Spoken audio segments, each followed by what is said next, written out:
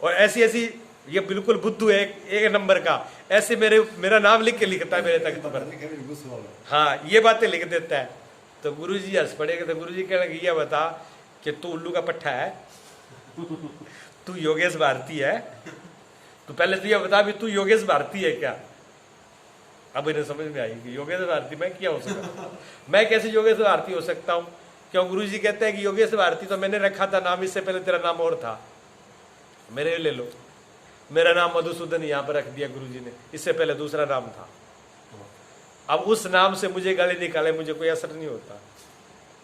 30 साल हो गए उस नाम को बदले, मुझे याद ही नहीं है, ना लागू ना और ना। लेकिन 30 साल पहले वो लागू था ना।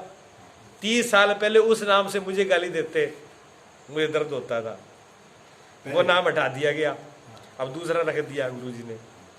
मधुसूदन की जगह पर गुरुजी कुछ और रख देते तो फिर मैं उसको वही मान लेता। तो नाम तो बाद में रखे गए हैं ना काम चलाऊ के लिए, नाम तो काम चलाऊ के लिए रखे गए हैं, नाम वाले हम थोड़ी है ना। ये हकीकत में नाम शरीर का है या हमारा है? हमारा तो नहीं है ना, शरीर का है नाम, तो हमारा कैसे हो जाएगा। ये हाथ, हम कहते हैं मेरा हाथ, जब हाथ जिनके हाथ नहीं होते उनका मेरा पर नहीं रहता। जहाँ हाथ को एक तरफ निकाल करके दे, फिर बाल कितने सुंदर है किसी के बाल, वैसे क्या कहेंगे बाल मेरे नहीं, मैं मानता हूँ, शीशे में देखता है मैं ऐसा हूँ, मैं काला रंग का, मेरा चेहरा ऐसा है, अपने आप को कैसा मान रहा है। और ये बाल नाई काट के रख देता है, तब कहना चाहिए मैं तो ये पढ़ा तब ये कहना था नहीं मैं तो ये पढ़ा हूँ। सिद्धार्थ गौतम जब गए जंगल में छोड़ करके, तो उनका जो मंत्री था ना छन्ना, तो उनको उनके बाल बहुत सुंदर घुंघराले बाल थे, तो हमेशा बड़ाई करते थे कि गौतम कि आपके बाल बहुत ही सुंदर है, बहुत ही अच्छे हैं।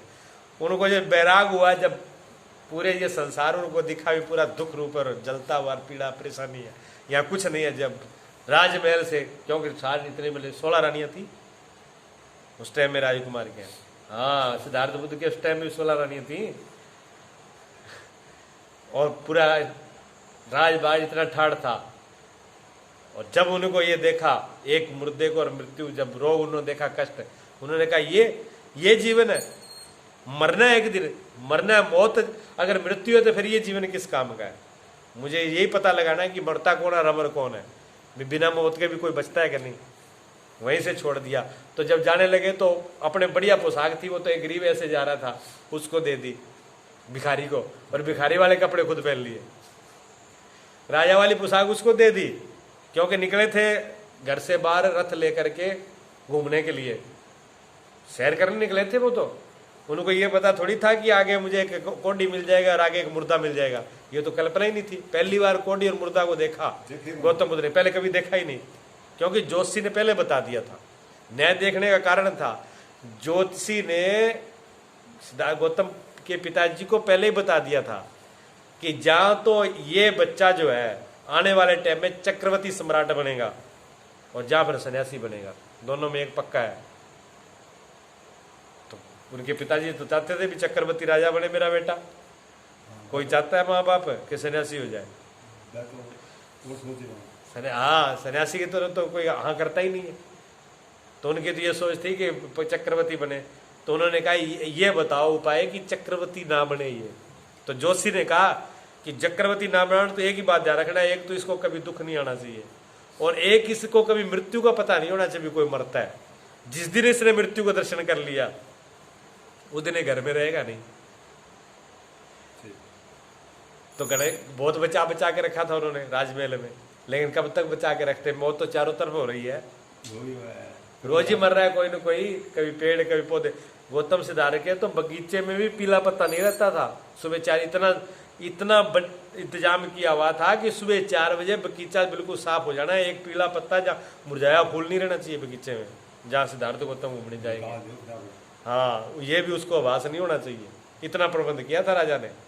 लेकिन जब समय आ जाता है जो वो चूकता नहीं है, वो घड़ी घूम के वहीं आती है। घर से निकले और पहले दिन कोडी मिल गया।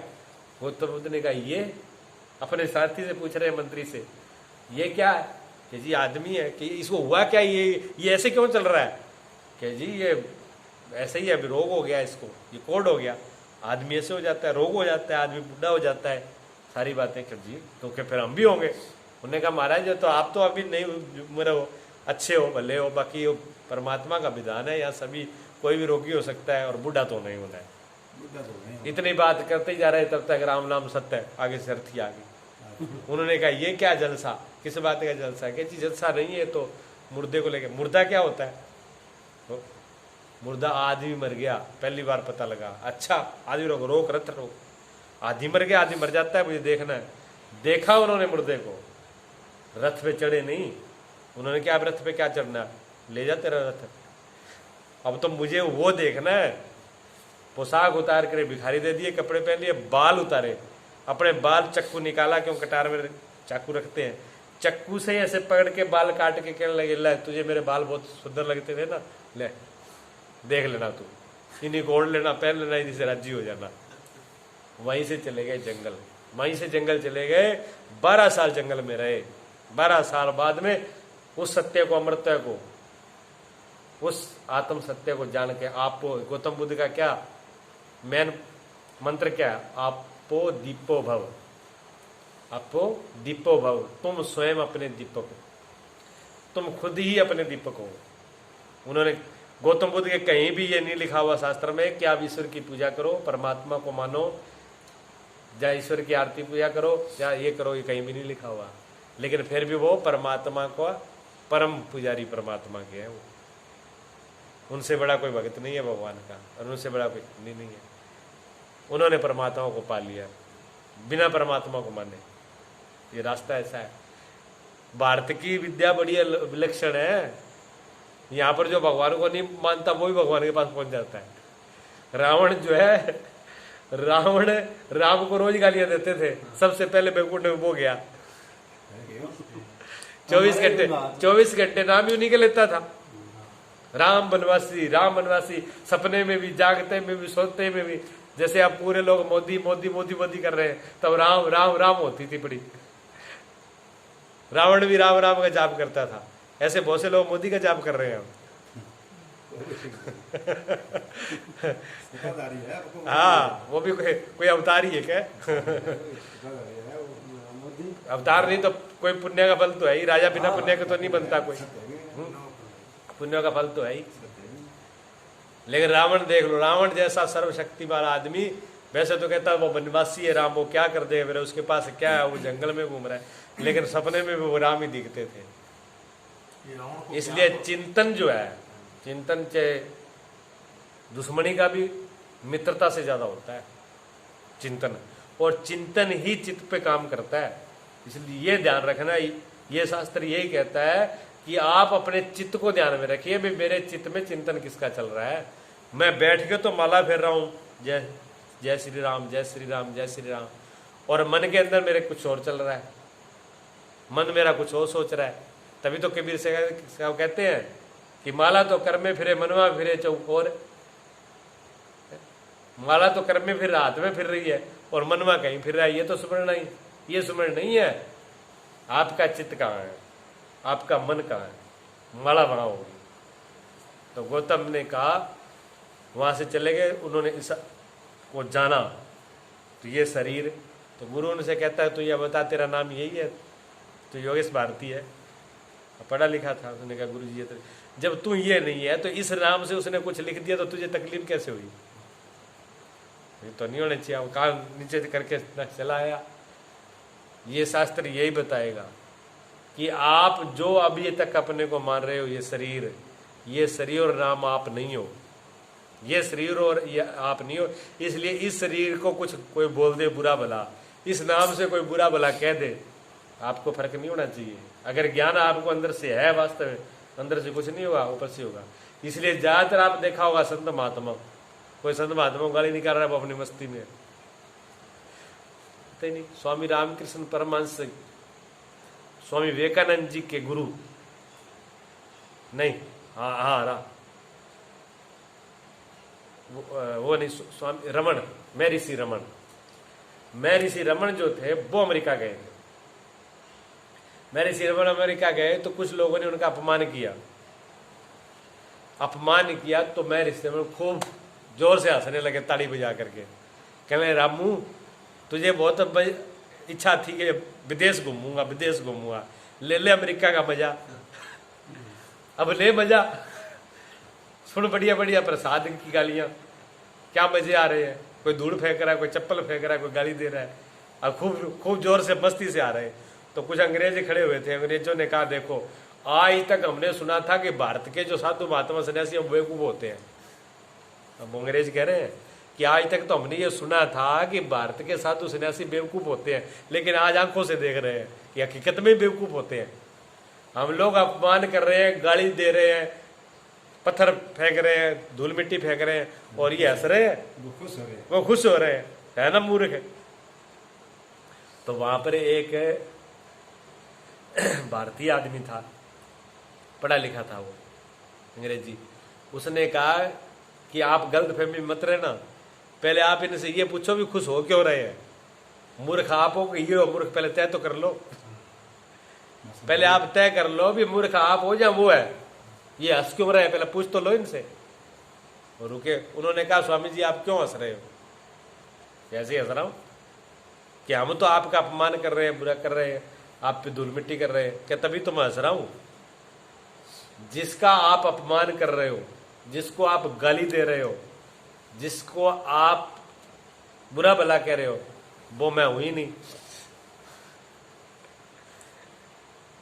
आप मेरे को तो दे रहे हो ना, मेरे तक तो आपकी गाली गलौज जा ही नहीं रही है, वहां गम नहीं है इसकी जाने के लिए। आप इसका कर रहे हो रामू को, इस रामू से जितने आप दूर हो उससे कई गुना ज्यादा मैं दूर हूं, मैं भी इसका मजा ले रहा हूं। ये मजा तो मैं भी ले रहा हूं। हाँ, तब उन्होंने कहा ये बात पहली, इतना ज्ञान बहुत कम लोगों को होता है, एक दो लोग थे उसमें वो समझ पाए कि बात कहीं और है, इसका रहस्य कोई और है, बाकी लोग तो बुद्धू थे, समझ ही नहीं पाए भी क्या बोल गए क्या कर गए, वो बात खत्म होगी। ठीक है ना, इसलिए तीन चीजों को समझना है। तोम पद कल बोला था ना ब्रह्म ज्ञान में, तत्पद और तोम पद का वाच्यार्थ और लक्ष्यार्थ।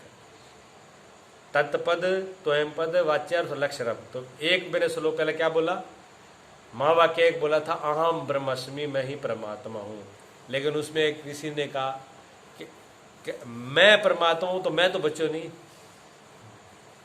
मैं परमात्मा हूं, मैं ब्रह्म हूं, अहम ब्रह्मस्मि, अहम मैंने मैं, ब्रह्म मैंने ब्रह्म, मैं ब्रह्म हूं, तो मैं तो रहेगा, मैं तो रखा आपने इसमें, तो इतना तो फर्क रह गया। तो दूसरे वेद में दूसरी ऋषि ने क्या कहा, अयम आत्मा ब्रह्म, अयम आत्मा ब्रह्म, मैं आत्मा ही सब है, मैं ब्रह्म नहीं, आत्मा ही ब्रह्म है सब कुछ, उन्होंने ये क्या। फिर तीसरे वेद के बाबा ऋषि क्या कहता है, अयम आत्मा ब्रह्म, कहते हैं ना तो मैं, ना आत्मा, ना परमात्मा, अयम आत्मा ब्रह्म, कहते हैं ज्ञान ही परमात्मा है, जो ये ज्ञान है ना, जो सबको ज्ञान कर रहा है वही परमात्मा है। तो तीसरा वेद का महावाक्य है, चारों अलग अलग वेदों के वाक्य है ये। और ये जो है ना तत्त्वमसि, तत्त्वमसि, ये वेद का तत्त्वमसि। तत्त्वमसि का मतलब होता है जो तत्रूप ब्रह्म परमात्मा है वो ही आप हो, ये गुरु कह रहा है। तुम मैंने मैं, असी मैंने है, तत्व मैंने परमात्मा, तत्सत बोलते, तत्व मैंने कहते हैं ब्रह्म को, तत्व ब्रह्म। ये क्या है, ये लक्ष्य अर्थ है, ये तो है लक्ष्य अर्थ, लेकिन वाच्य अर्थ को समझ लो। अब वाच्य अर्थ समझोगे तो बिल्कुल एक बात क्लियर हो जाएगी। आज ये इन बातों से और सारी बातें थोड़ी क्लियर हो जाएंगी। जीव किसको कहते हैं, ठीक है, आत्मा किसको कहते हैं, और ईश्वर किसको कहते हैं, और ब्रह्म किसको कहते हैं, ये चार चीजें हैं अलग अलग। जीव बनता है, देखो सूरज, सूरज जो ब्रह्मांड में है, सूरज किस में गिरा, शीशे में, सूर्य का प्रतिबिंब शीशे में बना, जो सूरज का प्रतिबिंब शीशे में बन रहा है वो है जीव, उसको जीव बोलते हैं, ठीक है। एक तो वो शीशा है बाहर, ये तो मैं बाहर प्रमाण दे रहा हूँ, लेकिन ये हमारे अंदर, जो हमारे अंदर अंतःकरण है, मन, बुद्धि, चित्त, अहंकार, ये चारों का नाम अंतःकरण है। ये एक शीशे की तरह है। इसके अंदर आत्मा का बिंब पड़ता है, आत्मा का बिंब पड़ता है, ठीक है ना। जो बिंब पड़ता है उसको कहते हैं चिदाभास। उस बिंब का नाम चिदाभास है शास्त्रों में, ठीक है। एक तो वो प्रतिबिंब पड़ा, ठीक है। दूसरा शीशा हुआ, शीशा में क्या आ गई, 4 अंतःकरण आ गए, अंतःकरण के साथ प्राण भी आ गए और 5 ज्ञान इंद्रियां भी आ गई। ये ऊपर से जो ज्ञान इंद्रिय मालूम पड़ रही है तो सिर्फ खोल है, मतलब उनके गोलक है, इंद्रिय अंदर होती है। तो एक तो अंदर 5 तो ज्ञान इंद्रियां हैं, 5 प्राण, कितना हुए 10, और 5 प्राण, 5 ज्ञान इंद्रियां 10, और अंतःकरण 4 अंतःकरण 14 हुए, और 5 के विषय 19 हो गए, और एक जो आवास पड़ रहा है वो प्रतिबिंब, ठीक है। तो ये पूरा 20 का जो पिंड है, 20 चीजें बनी ना, इस 20 को मिलाकर के जीवात्मा बनती है। पूरी जीवात्मा इन 20 को मिलाकर के जीवात्मा बनती है। अब थोड़ा सा बार और समझ लीजिए। सूर्यों का प्रतिबिंब शीशे में पड़ा, ठीक है। शीशे को हिलाओगे तो सूरज हिलेगा क्या, नहीं हिलेगा, वो तो नहीं हिलेगा, वो तो जैसे का तैसा है उसी का ही, लेकिन शीशे वाला हिल रहा है ना। अब शीशा कहीं ले जाओगे तो वो जाएगा कि नहीं जाएगा, जाएगा ना, जहां भी शीशा जाएगा वो जाएगा ना। इसी प्रकार जहां जहां अंतःकरण जाएगा वो प्रतिबिंब वहां जाएगा। इसलिए जीव ही जोनियों में जाता है अलग अलग, पेट के माँ के गर्भ में भी हो जाता है, ठीक, दूसरी योनियों में भी हो जाता है, स्वर्ग लोक में भी हो जाता है, वैकुंठ स्वर्ग में भी हो जाता है, नरक में भी हो जाता है। वो प्रतिबिंब जा रहा है, ये प्रतिबिंब का नाम ही जीव है। अच्छा, उस शीशे को तोड़ दो तो, अगर उस शीशे को तोड़ दिया जाए फिर क्या होगा, फिर बिंब रहेगा, नहीं रहेगा, पर वो बिंब तो रहेगा, प्रतिबिंब नहीं रहेगा, बिंब तो रहेगा। सूर्य में तो कोई फर्क नहीं पड़ेगा। इसी प्रकार ज्ञान के द्वारा क्या किया जाएगा, ये अंतःकरण, ये शीशा ही थोड़ा हटाया जाएगा। शीशा ही हटाना है और कुछ नहीं हटाना। शीशा हटने के बाद में वो ही रहेगा, ये नहीं रहेगा। तो ये तो जीव है। अब आप दूसरा सुन लो, ईश्वर क्या है। ईश्वर क्या है, ये तो जीव हुआ, फिर ईश्वर क्या हुआ। ईश्वर बहुत बड़ा तालाब है, पानी भरा हुआ है। उस बहुत बड़े तालाब में पानी के अंदर सूर्यों का प्रतिबिंब पड़ रहा है, उसमें सूर्य बन रहा है। अब जो बहुत बड़े तालाब के अंदर सूर्य बन रहा है वो ईश्वर है,